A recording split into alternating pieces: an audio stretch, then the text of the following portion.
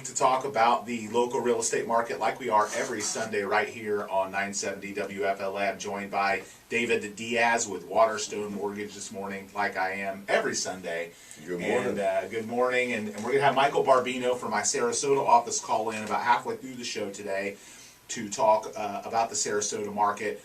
In case you haven't heard or weren't paying attention the last year, we've had a Sarasota office open on Tamiami Trail, and so we do cover Sarasota, Bradenton, Manatee, Palmetto, all the wonderful areas of that area down on the Sun Coast. You guys are doing well down there too. He is doing well, and I'll tell you, it's funny because when we first started Sarasota, for us it was an extension of our brand here because we do a lot of radio and TV advertising. We had a lot of people that commute back and forth, and we'd never really had a hindrance. We'd done a lot of business in Pinellas. We'd always done a lot of business in East Hillsboro and Pasco because of the way we advertise, and I think people naturally in Tampa always viewed us having a Tampa office, even if we were doing it in St. Pete, still as kind of local.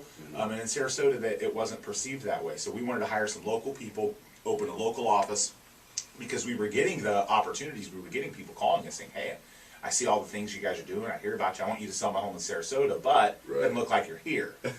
So that was a challenge, and so it has been great. We really really producing now. We've got a good handful of some great agents down there, and for being open 10 months, it's doing incredibly well. It's exceeding my expectations for a first-year operation for us. Yeah, your agents have done a great job down there, and a couple of guys that obviously went over from Tampa. Yeah, I mean, which I think was important for us. One of the things that we didn't want to go away from what we've always been. So we thought it was really important to obviously get some new blood and get some local people there, but also to bring some of the people from our Tampa office and the culture and the camaraderie and the training and coaching that we've given those few people that went down there over years and years and years to take that and run with it. So. It has been great. You can learn more about our Sarasota team on our website, theduncanduo.com. You can search Sarasota Homes at searchmlssarasota.com. And we're located at 7430 Tamiami Trail. So Michael will be on talking about the statistics down there and what we're seeing in the market. This is, interestingly enough, for people that aren't real estate geeks like we are, this is the end season for Sarasota Bradenton. While it's considered more of a slower season here in Tampa Bay, where you've got people taking time off, down there it's a second home and vacation home market, and that's when people are looking, to buy and sell down there. Is now through the next few months are really similar in terms of the peak season to our summer months. Which I don't think too many people got the memo that's supposed to be the slow time.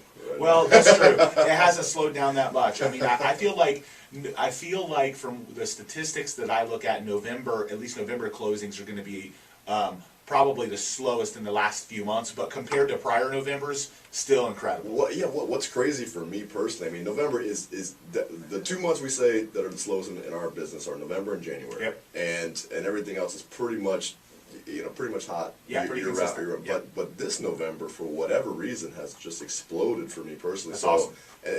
And I've told my clients, this is historically a tough month for closings. You have Veterans Day as a federal holiday. You have obviously Thanksgiving. Yeah. And it's already a short month as it is. So we always predict. It's funny. Like we look at the number of deals we have on the books, and we've got some higher priced homes closing in November. But we always look at November and know that there's going to be a lot of those deals that push. So like right now, the number of pending sales looks really, really, really strong.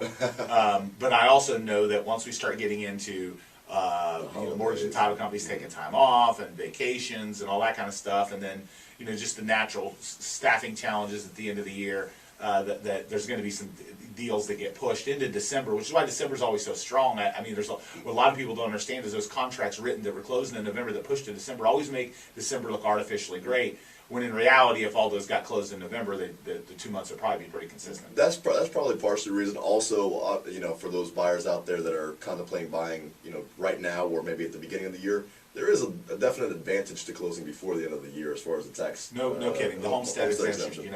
We've had Bob Enriquez, Hillsborough County property appraiser, running for re-election. We've had him on a couple times talking about this, and he's actually coming to our office this week, specifically, talking about some of this stuff.